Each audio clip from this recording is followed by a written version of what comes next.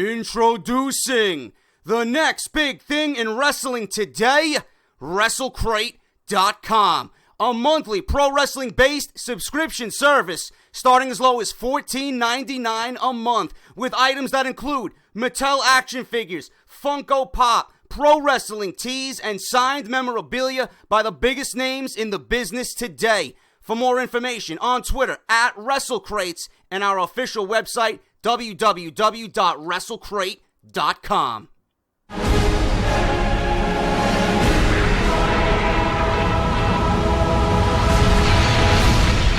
What is going on, guys? JD from New York here, and this is number 87, part number 2 of the number 1 fucking source for everything WWE right here on YouTube.com, and this is Off The Script for your Saturday morning. Thank you guys so much for joining me and spending your Saturday morning with me. Got a few pieces of information for you today, including news on Alberto Del Rio making his way back to the WWE, man. Are the WWE and Alberto Del Rio in talks for a potential return? I got all the news about what's going on with his Lucha Underground status right here as the main story on part 2, plus so much more, so stay with me. Again, thank you guys for joining me, as always, for Off The Script. Before I get into the news, guys, I want to quickly go over this. You have to bear in mind, this does not concern my regular viewers. I know who you are. Okay, I know who you are. This concerns everybody else who wants to throw their 2 fucking cents in. I see everything, man. I read the comments, I see the names, I see the repetition week by week. If you come to my show, and this is what Off The Script is, it's a fucking show. It's a podcast. A one-man podcast, okay? If you're going to complain that I don't get directly into the news and rumors, if you're going to complain that I'm asking for donations and fucking t-shirt sales and whatever else the fuck I'm talking about, I will bench you permanently and you will never be able to comment ever again on this channel. Do I make myself clear? Okay, I do what I do out of the very best interest for this show.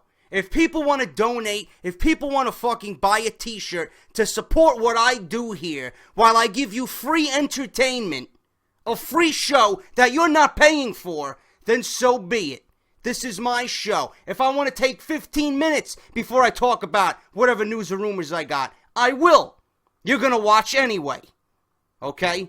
So end it. It's my show. I do what I want. And if you're going to bitch and moan that I still, 3 minutes in, I'm not talking about Alberto Del Rio, well, then go fuck yourself. Okay? Because you guys set me off. A few of you who I've never seen before set me off. And that's it. You got what you wanted. Okay? That's it. I'm not going to talk about it ever again. If I'm going to put advertisements for WrestleCrate or fucking Pro Wrestling Tees or the guys over at Battle for Wall Street, whatever the fuck I got going on, man, I'm going to do it. Okay? You listen to any podcast out there, Jim Ross has got 5 minutes of fucking advertisements before he even fucking goes into the intro of his show. Same thing with Jericho. Same thing with fucking Austin. Everybody does it. Okay? If you don't like it, don't listen. That's it. And that's all I'm going to say about that. Moving on, Twitter, Twitch, Instagram, and Facebook. Follow JD all over social media. I tweet live during Monday Night Raw, NXT, pay-per-views, you name it, at JD from NY206. If you're new to the channel, hit that subscribe button. I don't say number 1 source as a gimmick. It's true. We are the number 1 source right here on Off The Script for everything WWE news and rumors, plus 2K16 coverage coming up on the PS4. And as always, if you guys do want to donate and lend a helping hand to the show for costs, microphone, better equipment, whatever the fuck I'm putting the money towards, man, everything that I get goes into one big fucking savings account, and I use it when I need something. I don't spend that money like a fucking asshole. Alright, if you guys want to donate, you can donate down below, or the best way to donate, or one of the best ways to donate, is buy a t-shirt, man. ProWrestlingTees.com/WWE WWE Off The Script. And thank you to the 4 people that bought shirts this week. It's greatly appreciated, and I thank you supporting Off The Script. Okay, now that that's out of the way, now let's get into the news and rumors of Saturday, October 17th. We're going to start off with Alberto Del Rio. Things are up in the air regarding Alberto El Patron and Lucha Underground. Several sources have indicated that there are issues coming from Alberto's side about financial and creative, and the belief is that he's unlikely to return. Alberto was the highest paid wrestler in the company, and he came off as the biggest star. People close to the situation are saying that he can get out of his contract. Basically, the feeling is that he was promised that the show would be built around him, and he didn't feel that it was happening. He said things publicly about being told about the start date for the second season, only for the start date to be pushed back several times. Alberto has been pushed as the biggest thing in the promotion, so I don't see where he was screwed in regards to how he was used on their TV show. There has been some form of communication between Alberto's side and TNA. TNA wanted him back in January, and he was reportedly offered over $400,000 to sign with TNA. It's interesting because he was being offered that kind of money while some people in TNA were not getting paid on time. John Gaborik is a huge fan of Alberto since they worked together in WWE. There is also interest from New Japan Pro Wrestling. He worked in Japan years ago as Dos Caras Jr. The problem is that New Japan won't use him if he's still with AAA because of politics that are involved. Keep in mind that Alberto is the current world champion in AAA, and AAA's business has picked up thanks to, in part, Alberto El Patron and Rey Mysterio. Alberto was said to have issues with what he was being paid at Lucha Underground and the fact that he was not the main event at Ultima Lucha. We noted before that there has been talk within WWE about bringing him back. In fact, WWE never wanted him to leave, but they had to let him go after he slapped the social media guy after some perceived racial comments were made in his direction. He was told by Triple H that they would bring him back in 6 months after things died down. Also, there was some top talent that spoke up for Del Rio because he was well-liked. If he ends up signing with TNA, then it wouldn't affect his status with Triple H since TNA is not running many shows and there would be no issues for him working with both companies. Several companies have made offers to him for boxing and MMA, but at 38 years old, that doesn't seem to be leaning in Alberto's direction. So, Alberto Del Rio right now, his status with Lucha Underground is in the air for financial and creative reasons. As we know, Lucha Underground is back for a second season on the El Rey Network. That is going to be back in January 2016 for you guys who enjoy the product of Lucha Underground. Will Del Rio be there? We don't know, man. But he is a very sought-after prospect. A very sought-after free agent right now if he's not going to sign back with Lucha Underground, okay? WWE has been wanting him back. This is not the first time that his name was in the rumors. You know, I was never a big fan of Del Rio to begin with in WWE. I think the WWE creative has much, much bigger problems right now than fucking worrying about who to bring in. They got to make sure Monday Night Raw is right. They got to make sure Monday Night Raw is on, you know, the path to being fixed. So right now, it's awful. You're not going to bring in Del Rio because bringing in Del Rio will be a waste of time. He's not going to be a ratings grabber. He's not going to fucking have people tune in to see what he's doing. He was never that type of guy. And WWE Creative didn't really do him any favors as far as creative and booking goes. They booked him like a piece of shit. Nobody cared. The crowd was fucking quiet as a fucking church every time he was in the ring. Nobody cared. And these feuds and the matches that he was putting on weren't half bad. Del Rio is great in the ring. He's a great heel performer. But the way creative was booking him, nobody fucking cared. And it's going to be the same thing all over again if they bring him in. Nobody's going to care because nobody right now cares about the product. So why are you going to spend all this money in bringing in someone that is not going to help your cause? You have to help your own cause right now. WWE needs to fix whatever is broken with Monday Night Raw. And that is getting storylines and angles that make sense, that have some consistency to them, that go on week to week to week, and build off SmackDown as well. Because everything because of Raw, you name it, is suffering. Everything. When you have NXT outperforming the guys you're spending mega bucks on every single week, that is a fucking problem. That is an issue. And I don't know what Vince McMahon is going to do about it. I heard today from Sean's View Entertainment reporting a video about Vince McMahon and having a quick fix for Monday Night Raw. He has no long-term plans for Monday Night Raw, and the ratings decline at all. And you know what his quick fix is? Bringing in old-timers, bringing in legends, The Rock, Shawn Michaels, Ric Flair, Stone Cold Steve Austin. Who else is there? Jeff Hardy he named. I don't get it. I don't get it. You have all this talent. You have Kevin Owens, Cesaro, Neville, Stardust, Wade Barrett. You have all these fucking guys, and you don't want to use them to build your product. With John Cena going away for 2 months, this is WWE's prime time to build a new talent. Seriously, will they do it? Of course not. They're gonna fucking bitch and moan and fucking see the ratings get even worse. They're gonna be lazy. They're gonna be uncreative. They're not gonna do anything until John Cena gets back. And then they're gonna pin everything on John Cena's shoulders. Just like they do because they think he's the savior. I don't get WWE's logic. Dean Ambrose, Roman Reigns, you got Seth Rollins there, right? Build these fucking guys up. You got Sami Zayn coming back. I don't understand the logic. You have talent. You have talent. You need consistency week to week. Every week on Monday Night Raw. How can the fans invest in a guy if he's going out there 1 week and winning, and then coming out the next week and getting his fucking ass kicked and just being shoved around like he don't even fucking matter?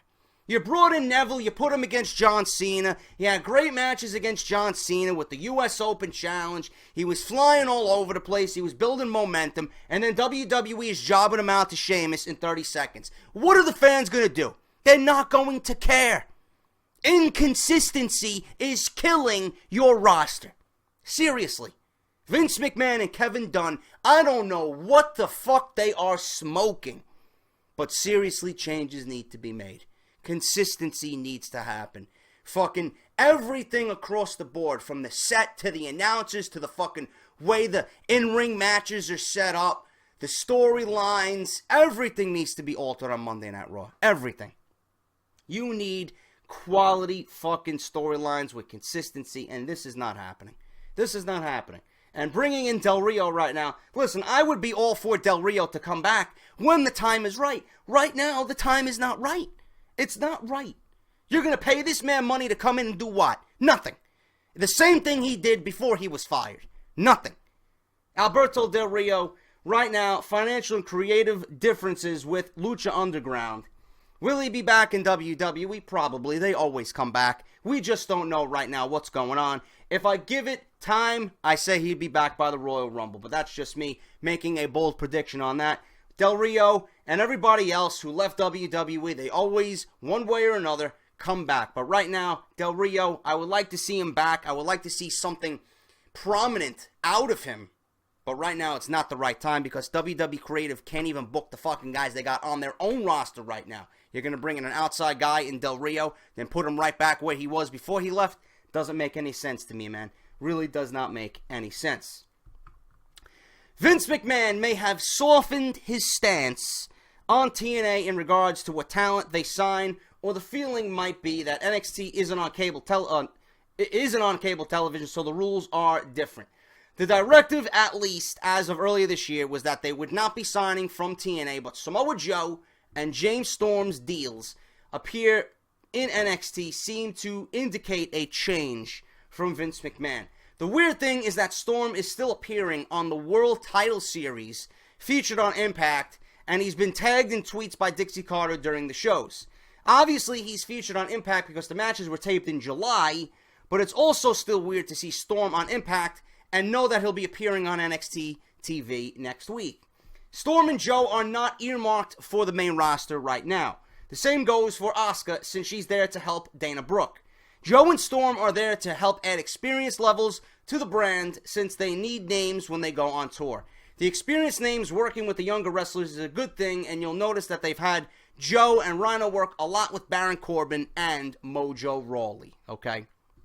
So Vince McMahon, really, when it comes down to it, he shouldn't have any fucking care in the world about TNA, man. TNA is fucking dead. And a clear sign of that is if you have tapings from July appearing now as a world title series to get people involved in this fucking crowning of a new TNA champion, that is sad. And that spells doom for TNA. If you have tapings that were taped in July appearing now in the middle of October, what does that mean?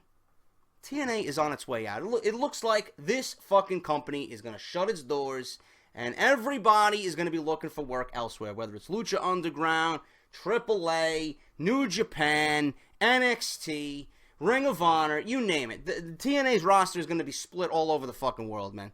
You know, as long as Bobby Roode, the Hardys, Austin Aries, and guys like that come on into NXT, I'd be all for it. I really don't give a fuck about anybody else in TNA. EC3 is another one. He could have some nice potential in NXT if they want to bring him in. I don't know, man. But TNA right now should be the last thing on Vince McMahon's mind.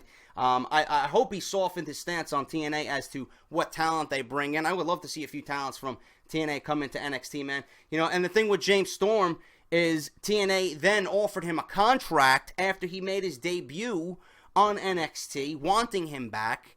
If I was James Storm, I would just go to WWE, man.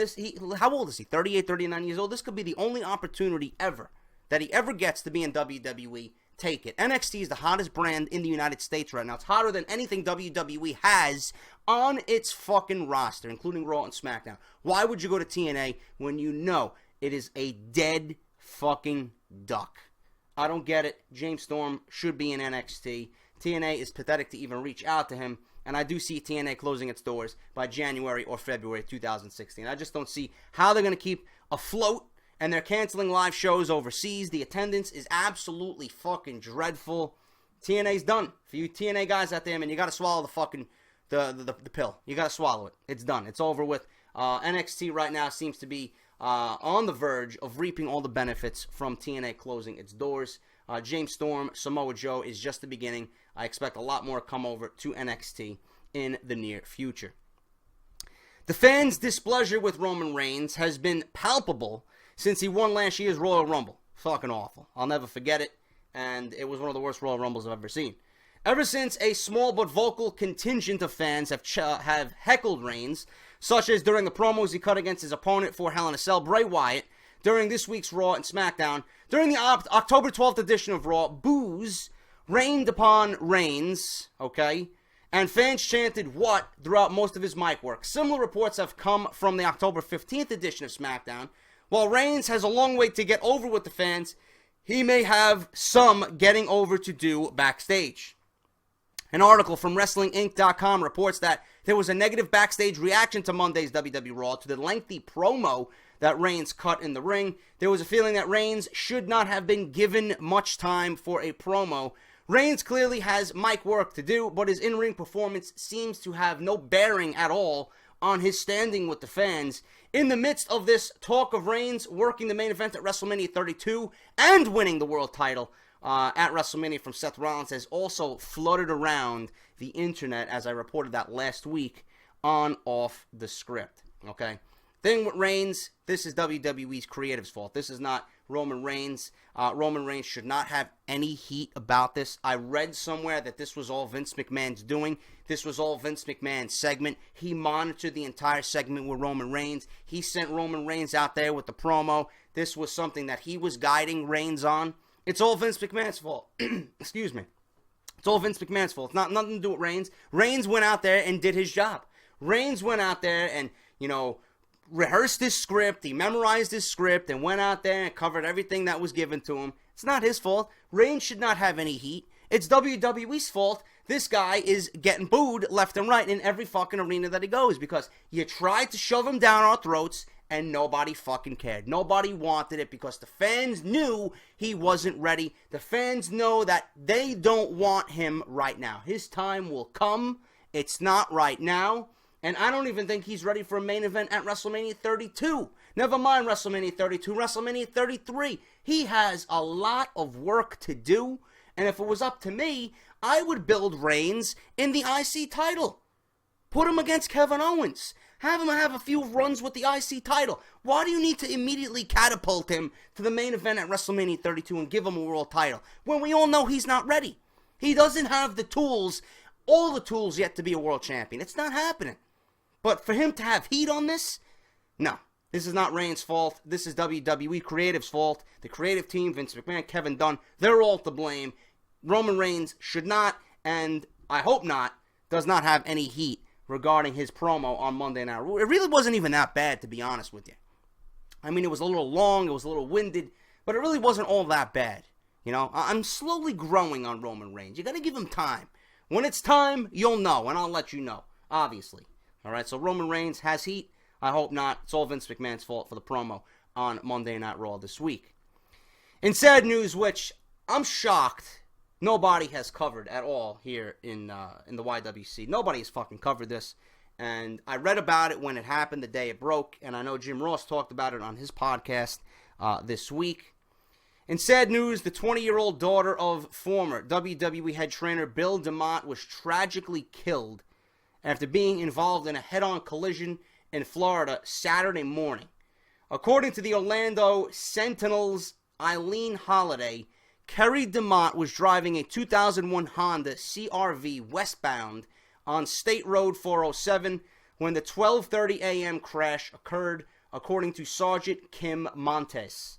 The other driver involved in the collision was 22-year-old Keith Pumphrey of Melbourne. He remains in critical condition at Holmes Regional Medical Center in Melbourne. Pumphrey was heading eastbound on State Road 407 when his 2004 Honda Pilot veered into DeMott's lane.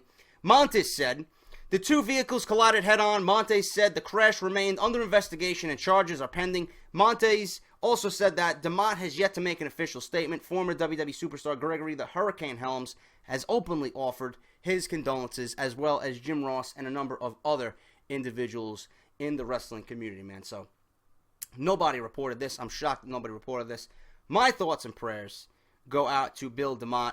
I can't even imagine what it would be like to lose his daughter at a young age of 20 years old, man. So, keep Bill DeMott and his family in your thoughts and prayers this morning on Off the Script, as his 20-year-old daughter was tragically killed in a head-on car crash in Orlando, Florida, man. I'm surprised, like I said, nobody covered this, and it's something that has to be talked about because it is a very important news article in the world of professional wrestling. So Bill DeMott, his daughter passes away in a head-on car crash in Orlando on Saturday morning, last Saturday. So my thoughts and prayers go out to his family.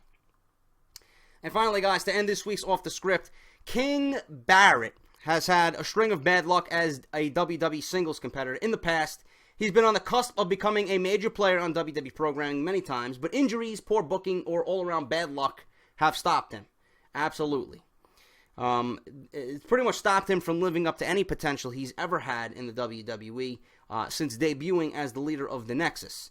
King Barrett recently told the Sun newspaper in the United Kingdom that he would love to be a part of the WWE Tag Team division. He says, "I would really like to go into the tag division," Barrett said. "It isn't something I've done very much of in the past, pretty much consistently since I've been with WWE since 2010.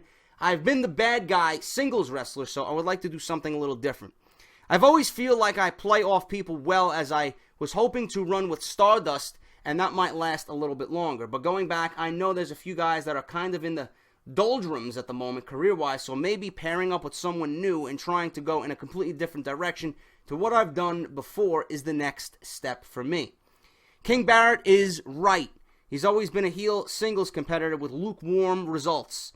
This completely new direction of putting King Barrett in the tag team division is a very good idea, but the only question is if King Barrett would succeed in the tag team division, who would his partner be? And one guy that I would book with King Barrett, I mean, if he was fucking 20 years younger, I think Lord Steven Regal would be the first guy I would think of, but obviously that's not going to happen. Anybody currently on the main roster right now who I think would be a perfect tag team partner for King Barrett would be Sheamus. I don't think Sheamus still belongs holding the Money in the Bank. I don't see Sheamus as a WWE champion. I don't see him competing in main events. I don't see him competing at WrestleMania. I don't see him closing out a Monday Night Raw, let alone a pay-per-view. Okay? I think Sheamus and Wade Barrett would be a great tag team because I think those two guys, you know, they can go singles. We know that. But I think they could actually help each other more. And you can get a lot more value with those two together. Like we've seen them teaming on Monday Night Raw and SmackDown. They could get more value out of Barrett and Sheamus together as a team than as singles. And I would love that idea. I think King Barrett and Sheamus would be a great tag team. They're both from overseas, relatively the same area. We're not too far away from each other. Regardless of that, I think they would be a great team. And I would love to see that. You know, WWE obviously has no plans for King Barrett or Wade Barrett. I hate calling him King because he's not a fucking king. The King of the Ring was a fucking waste. An absolute fucking embarrassment. If you date back to what happened in that King of the Ring, nobody even remembers it. Okay? If you want a real King of the Ring, go back and watch the 1993 King of the Ring. The best King of the Ring of all time, with Bret Hart winning that one on pay-per-view. But Wade Barrett, I don't know why they got rid of the Bad News Barrett gimmick. I think Sheamus and him would be a great tag team. I would love to have it happen. That's what I would do if I was in creative. But like I said, what the fuck do I know? I'm only a goon on here talking WWE and giving you his thoughts and opinions, man. So King Barrett would love to be in the tag team division because he knows WWE does not have anything, or they will not have anything for him, period, as far as a heel singles competitor goes. He could have been a world champion on numerous occasions, barring the injuries and the poor booking. And we all know he has the potential to be a great heel and a possible champion in the near future. But WWE will not bring him to that point because they just won't. They fail on pushing all young talent. They fail on pushing new talent.